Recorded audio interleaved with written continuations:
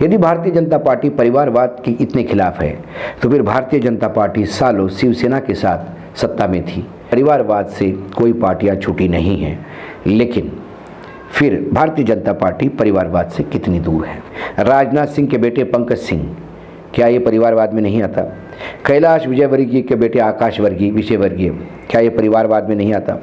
वसुंधरा, भाजपा को जब गठबंधन करना होता है तो परिवार चल जाते हैं, लेकिन जब विपक्ष को कोसना होता है तो फिर परिवारवाद यह अहम मुद्दा सामने बनता है। नमस्कार, स्वागत है आपका हिंद वॉइस में। लेकर आया हूं आपका अपना कार्यक्रम अशोक वानखेड़े बोलता है। अशोक वानखेड़े बोलता है तो अशोक वानखेड़े तोलता है। और आज तुलेंगे भारतीय जनता पार्टी के नेता। वो इसलिए क्योंकि भारतीय जनता पार्टी ने आज ही के दिन अपना यानी 6 अप्रैल को 42वां स्थापना दिवस मनाया। बहुत सारे नेताओं ने नरेंद्र मोदी जी के गुणगान किए और करने भी चाहिए। 2014 के बाद भारतीय जनता पार्टी का जो ग्राफ बढ़ा है उसके लिए नरेंद्र मोदी ही जिम्मेदार है, इसमें कोई दो मत नहीं। लेकिन बात में मोदी जी भी बोले। मोदी जी बोले तो मोदी जी ने अपने आप को सामान्य कार्यकर्ता कहा। बहुत बढ़िया बात है, भारतीय जनता पार्टी की फिलॉसफी है, हर आदमी अपने आप को सामान्य कार्यकर्ता मानता है। ये बात अलग है कि सामान्य कार्यकर्ता से अब भाजपा बहुत दूर जाती आ रही है। यही कारण कि 17 करोड़ के पार्टी के मेंबर्स है और 22 करोड़ आपको वोट मिलते हैं, तो इसका मतलब 17 करोड़ लोग, सिर्फ 5 करोड़ ही लोग एक्स्ट्रा इकट्ठा कर पाए। मैं उसमें भी नहीं जाता।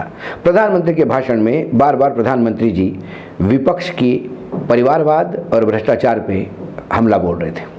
बार बार वो कह रहे थे कि ये परिवारवाद वाली जो पार्टियां हैं वो देश का भला नहीं चाहती, वो बार बार हमको बदनाम करती हैं, हमारे राष्ट्रवाद को बदनाम करती है, और ये परिवारवादी पार्टियां यही हमें नुकसान पहुंचाती है। इसीलिए इन परिवारवादी पार्टियों से हमें दूर रखना होगा।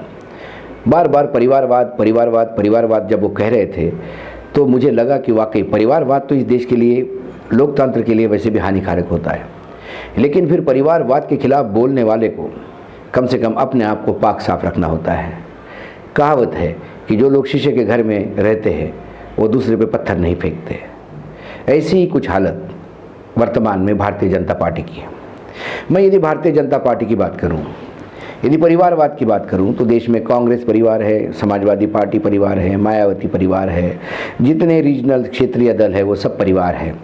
एक वामपंथी दल छोड़ दिया जाए या फिर आपको जेडीयू जनता दल यूनाइटेड छोड़ दिया जाए, बस 1 2 3 ऐसे उदाहरण मिलते हैं जहाँ परिवारवाद नहीं तो AIADMK में भी जयललिता थी, फिर जयललिता की जो बहन थी मतलब शशिकला, उसका भी राजनीति का भी हस्तक्षेप है। शशिकला का बेटा फॉस्टर सन जिसको कहते हैं, गोद लिया हुआ बेटा जैसे मानते हैं, वो भी है। तो परिवारवाद से कोई पार्टियां छूटी नहीं हैं, लेकिन फिर भारतीय जनता पार्टी परिवारवाद से कितनी दूर है। सबसे पहले हम बात करते हैं भारतीय जनता पार्टी के अंदर की। अब आप देखिए, BS येदियुरप्पा है, मुख्यमंत्री है, कर्नाटक के रह चुके हैं। उनका बेटा BY येदियुरप्पा वो भी नेता है। क्या ये एक परिवार के नहीं है? राजनाथ सिंह के बेटे पंकज सिंह, क्या ये परिवारवाद में नहीं आता? कैलाश विजयवर्गीय के बेटे आकाश विजयवर्गीय, क्या ये परिवारवाद में नहीं आता? वसुंधरा राजे का बेटा दुष्यंत, क्या ये परिवारवाद में नहीं आता? यशवंत सिन्हा का बेटा जयंत सिन्हा, रमन सिंह मुख्यमंत्री छत्तीसगढ़ के बेटे अभिषेक सिंह, ये भी तो नेता है, ये भी तो चुनाव लड़ते हैं, नेता बने हैं, सांसद हैं। प्रमोद महाजन की बेटी पूनम महाजन, गोपीनाथ मुंडे के बेटी पंकजा मुंडे, मेनका गांधी, वरुण गांधी, और ये दोनों गांधी परिवार से लिंक्ड है। तो जिस गांधी परिवार को आप कोसते हो उसकी मेनका और उनके बेटे वरुण चल जाते हैं। ये कैसे, समझ के परे है। वेद गोयल, पीयूष गोयल के पिताजी वेद गोयल, ये भी भारतीय जनता पार्टी के नेता हुआ करते थे। पीयूष गोयल अपने पिताजी की वजह से नेता है। उसके बाद हम आएंगे धूमल साहब जो हिमाचल प्रदेश से आते हैं, तो उनके बेटे ठाकुर साहब वर्तमान में केंद्र में IB मिनिस्टर है, इंफॉर्मेशन ब्रॉडकास्टिंग मिनिस्टर। फिर देवेंद्र फडणवीस जो मुख्यमंत्री है, उनके पिता भी गंगाधर जी फडणवीस भारतीय जनता पार्टी के नेता थे। अब आएंगे मुख्यमंत्री उत्तर प्रदेश योगी आदित्यनाथ जिनके वारिस हैं, वो अवैधनाथ भी राजनीति में थे। तो मठ का, गोरखपुर में मठ का घराना ये राजनीतिक घराना है। वो भी भारतीय जनता पार्टी को अच्छी तरह से चल जाता है। फिर विजय गोयल जो वर्तमान नेता है, उनके पिताजी भी गोयल साहब भारतीय जनता पार्टी के बड़े नेता थे। सुंदरलाल पटवा मध्य प्रदेश में मुख्यमंत्री थे। उनके बेटे, उनके गोद लिए हुए पुत्र, वो भी वर्तमान में भारतीय जनता पार्टी के मंत्री भी रह चुके हैं और अब नेता भी है। उसके बाद अटल बिहारी वाजपेयी के और एक रिलेटिव है मिश्रा जी, वो भी बीजेपी में है। राणे गोवा के, वो और उनकी पत्नी दोनों वहाँ विधायक हैं, वो भी एक परिवार है। दूसरे राणे महाराष्ट्र के, वो भी मंत्री है और उनके बेटे भी विधायक हैं। ऐसे अगणित लिस्ट भारतीय जनता पार्टी में दिखाई देती है जो परिवारवाद नहीं है, या परिवारवाद को कोसने वाले अपने पार्टी में ये परिवारवाद कैसा चलने देते हैं, ये बहुत बड़ा सवाल है। अब भारतीय जनता पार्टी की राजनीति की बात करते हैं। यदि भारतीय जनता पार्टी परिवारवाद के इतने खिलाफ है तो फिर भारतीय जनता पार्टी सालों शिवसेना के साथ सत्ता में थी। क्या शिवसेना ये परिवार, एक ही परिवार, ठाकरे परिवार की पार्टी नहीं है? क्या शिवसेना यदि परिवारवाद को नहीं मानती तो फिर बीजेपी शिवसेना के साथ इतने साल सत्ता में क्यों थी? उसके बाद अकाली दल पंजाब की बात करें। अकाली दल एनडीए का पार्टनर है, बीजेपी का बहुत पुराना पार्टनर है शिवसेना के बाद। अकाली दल भी क्या बादल परिवार की पार्टी नहीं है? वहाँ का परिवारवाद कांग्रेस या समाजवादी के परिवारवाद से अलग कैसा है? वो भी बीजेपी को चलता है। जम्मू कश्मीर में आपने सरकार बनाई पीडीपी के साथ, क्या पीडीपी जो पार्टी है, क्या ये मुफ्ती परिवार की पार्टी नहीं है? क्या वहाँ का परिवारवाद नहीं है? फिर आप वर्तमान में आप सरकार में हैं हरियाणा में, वहाँ चौटाला के पार्टी के साथ आपकी गठबंधन है। क्या चौटाला की पार्टी परिवारवाद में नहीं आती? ये बहुत समझ के परे है।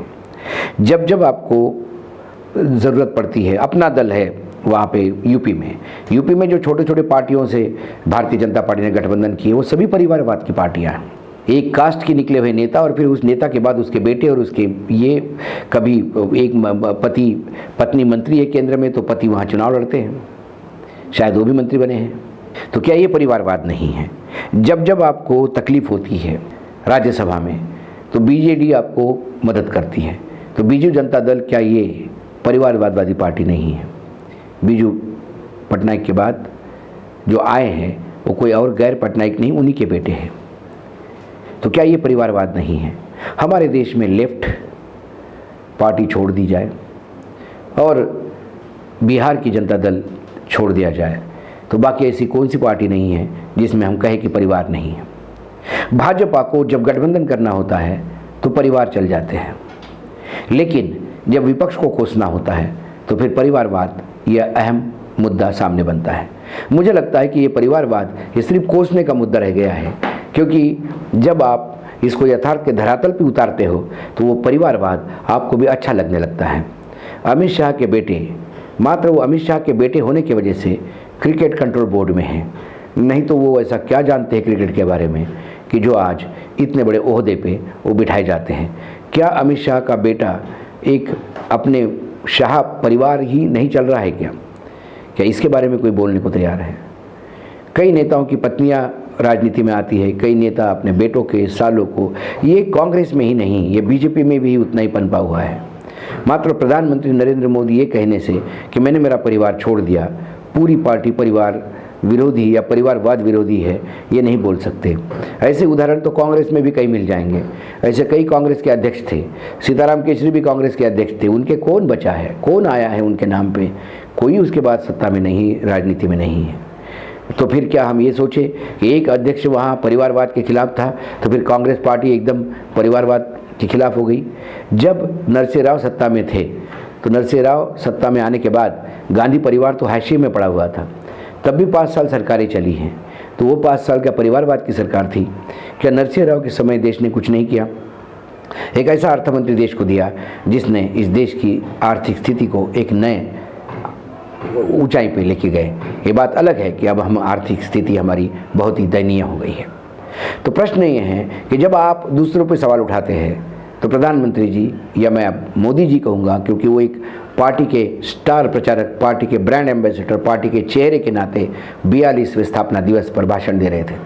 तो कम से कम एक बार अपने पार्टी में झांक के देखिए कि आपकी पार्टी में कितने परिवार पल रहे हैं, और साथ में ये भी देख लीजिएगा कितनी जगह आप सत्ता भोग चुके हैं परिवारवादी पार्टियों के साथ। तो परिवारवाद को कोसना हमारे यहाँ एक फैशन हो चुका है, हम दूसरों को कोसते हैं, हम अपना नहीं देखते। तो यही भारतीय जनता पार्टी भी कर रही है। तो मुझे जिस हिसाब से कांग्रेस युक्त बीजेपी बनती जा रही है, जिस हिसाब से कांग्रेसी आके बीजेपी में स्थापित हो रहे हैं, और ओरिजिनल संघ से निकले हुए प्रचारक जिन्होंने पीढ़ियों के साथ अपनी पार्टी को लॉयल्टी दी और पार्टी को अपना खून पसीना धन सब कुछ दिया, वो आज हाशिए पे चलते हुए आ रहे हैं। ये राजनीति सत्ता का दुर्गुण है। जब भी सत्ता मिलती है तो उसके कुछ दुर्गुण साथ में ज़रूर आ जाते हैं। तो परिवारवाद ये भी एक दुर्गुण है।